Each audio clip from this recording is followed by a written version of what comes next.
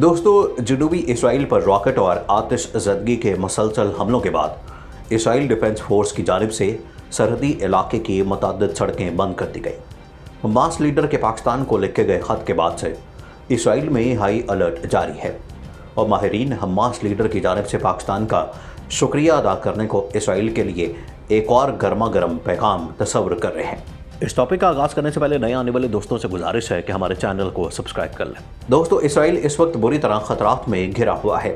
एक तरफ इस्लामी मुल्क कुवैत के इसराइल के खिलाफ करारदाद, दूसरी जानिब इमरान खान का एटमी प्लांट को दोबारा एक्टिव करना और तीसरी और सबसे अहम तरीन बात हमास की जानिब से बैतुल मक़दस को खाली करने का अल्टीमेटम नेतन्याहू को ऐसे इम्तिहान में डाल रहा है जिसके लिए वो किसी भी तरह से तैयार नहीं है। दोस्तों, हमास ने इसराइल को अल्टीमेटम जारी किया है कि शाम 6 बजे तक मशरकी यरूशलेम में वाक़ई टेम्पल माउंट और शेख जरा से तमाम सिक्योरिटी फोर्सेस के इनखला को मुकम्मल कर लिया जाए, वरना नताइज संगीन होंगे।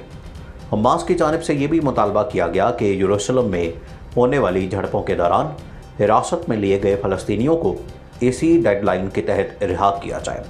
इस बार हमास के साथ साथ फ़लस्तीनी आज़ादी के लिए सरगर्म इस्लामी जिहाद और पॉपुलर फ्रंट ने भी ऐसे ही बयान जारी किए हैं। यरूशलेम में कई रोज़ा तशद्दुद जारी रहा जब इसराइली सिक्योरिटी फोर्सेस ने फ़लस्तीनियों के साथ तसादम किया, और यह सब कुछ तब शुरू हुआ जब इसराइल ने अपना यौम आज़ादी मनाने का फैसला किया।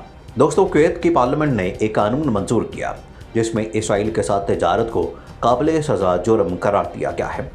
पार्लियामेंट ने जो कानून मंजूर किया है उसके मुताबिक जो कुवैती इसराइल के साथ तिजारत करेगा उसे 1 साल से 3 साल तक कैद की सज़ा दी जा सकेगी। ये बिल कुवैत की पार्लियामेंट के अरकान अदनान अब्दुल समद, डॉक्टर अली कतन, अहमद अल हमद, डॉक्टर हशाम अल स्वालेह और खलील अल स्वालेह ने पेश किया। कानून में कहा गया कि जो कुवैती ताजिर दुनिया के किसी भी खित्ते से यहूदी रियासत इसराइल के साथ या इसराइल के किसी इदारे या निजी कंपनी के साथ बिलवास्ता या बिलावास्ता लेन देन करेगा, उस पर यह कानून लागू होगा। कानून की खिलाफवर्जी करने वालों को 5000 कुवैती दिनार का जुर्माना भी अदा करना होगा।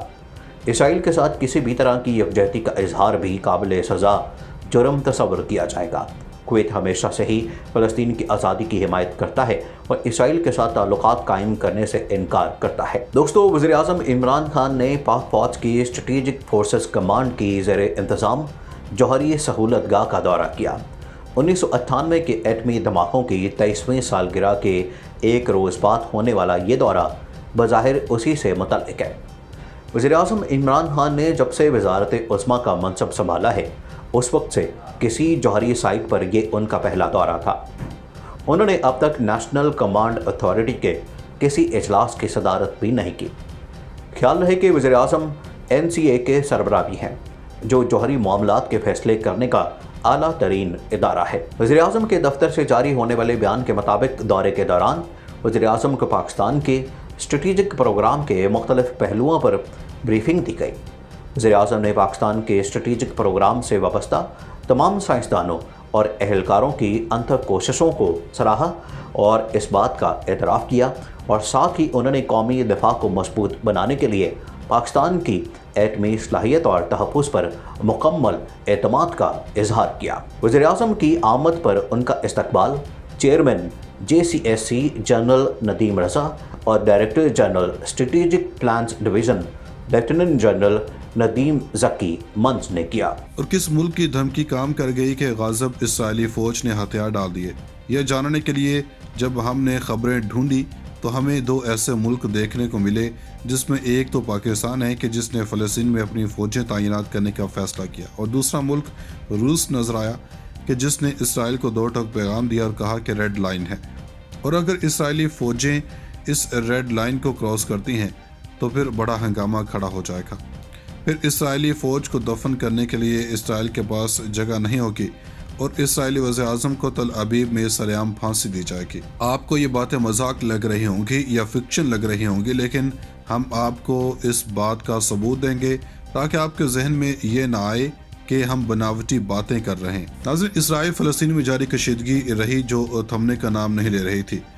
حیران کن بات یہاں پر یہ بھی ہے کہ عالمی برادری کی خاموشی نے مسلم امہ کو ورطہ حیرت میں ڈال دیا ہے، اور یقین کریں یہ امت مسلمہ کو جگانے کے لیے کافی ہے کہ ایک اور مسلم ملک کو تباہی کے دہانے پر پہنچانے کے بعد بھی اقوام متحدہ، سلامتی کونسل اور یورپی یونین جیسے اداروں کی خاموشی ایک بڑا سوالیہ نشان ہے۔ غزہ کی پٹی پر 10 مئی سے جاری اسرائیلی فضائی حملوں میں اب تک کم از کم 234 فلسطینی شہید ہوئے، جبکہ بمباری کے نتیجے میں بڑے پیمانے پر ہونے والی تباہی کے باعث ہزاروں فلسطینی بے گھر اور نقل مکانی پر مجبور ہوئے۔ حماس کے مطابق یہ راکٹ حملے مقبوضہ بیت المقدس سے فلسطینیوں کی جبری بے دخلی اور مسجد اقصیٰ پر اسرائیلی حملوں کے جواب میں فائر کیے گئے۔ نیتن یاہو سے فون پر گفتگو میں بائیڈن نے دونوں فریقین کے مابین تشدد میں کمی اور مقبوضہ بیت المقدس میں امن کے قیام کے لیے کی جا رہی کوششوں کو سراہتے ہوئے اسرائیل پر معصوم شہریوں کا تحفظ یقینی بنانے پر زور دیا۔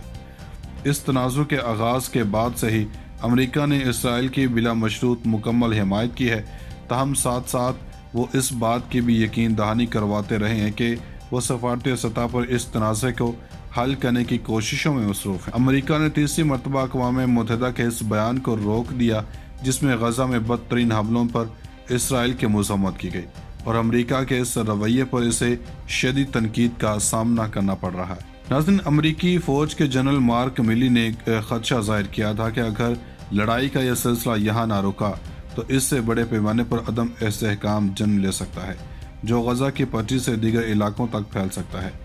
میرا تجربہ یہ ہے کہ آپ بڑے پیمانے پر عدم استحکام کا خطرہ مول لے رہے ہیں، اور اگر لڑائی کا سلسلہ جاری رہا تو منفی نتائج کے نہ ختم ہونے والے سلسلے کا خطرہ لاحق ہو جائے گا۔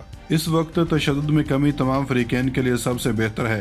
امریکی صدر نے یہ بیان مجبوری میں جاری کیا تھا، لہٰذا اس کو زیادہ سنجیدگی سے نہ لیا جائے۔ امریکی صدر ایسا اس لیے کر رہے ہیں کیونکہ کانگریس میں انہیں ڈیموکریٹس کے دباؤ کا سامنا ہے، انہیں دنیا کے غم و غصے کا سامنا ہے۔ وہ یہ سمجھتے ہیں کہ دنیا بھر کے لوگ فلسطینیوں کو تحفظ کی فراہمی کا مطالبہ کر رہے ہیں، اور وہ یہ دیکھ رہے ہیں کہ اسرائیل کے مقابلے میں غزہ میں تباہی بے انتہا زیادہ ہے، جس کی وجہ سے وہ محسوس کرتے ہیں کہ انہیں کچھ نہ کچھ تو کہنا ہی پڑے گا۔ امید ہے کہ پس پردہ ایک فیصلہ کن عمل کا آغاز ہوگا، لیکن اس کے لیے ہمیں انتظار کرنا ہوگا۔ ناظرین، دوسری جانب اردن کے شاہ عبداللہ نے اقوام متحدہ کے سیکرٹری جنرل انتونیو گوترس کو کال کر کے زور دیا کہ عالمی برادری اپنی ذمہ داریوں کا احساس کرے اور اسرائیلی حملوں کے ساتھ ساتھ غزہ میں جاریت کا سلسلہ روکنے کے لیے مؤثر اقدامات کرے۔ عالمی سطح پر سیز فائر اور جاریت روکنے کے مطالبات کے باوجود اسرائیلی فضائی حملے رکنے کا نام نہیں لے رہے تھے۔ ان کارروائیوں کے دوران معصوم فلسطینیوں کو نشانہ بنانے کے ساتھ ساتھ غزہ میں بین الاقوامی میڈیا کے دفاتر کو بھی نشانہ بنایا گیا۔ ناظرین، مزید ایسی ویڈیوز دیکھنے کے لیے ہمارا YouTube چینل سبسکرائب کر لیں۔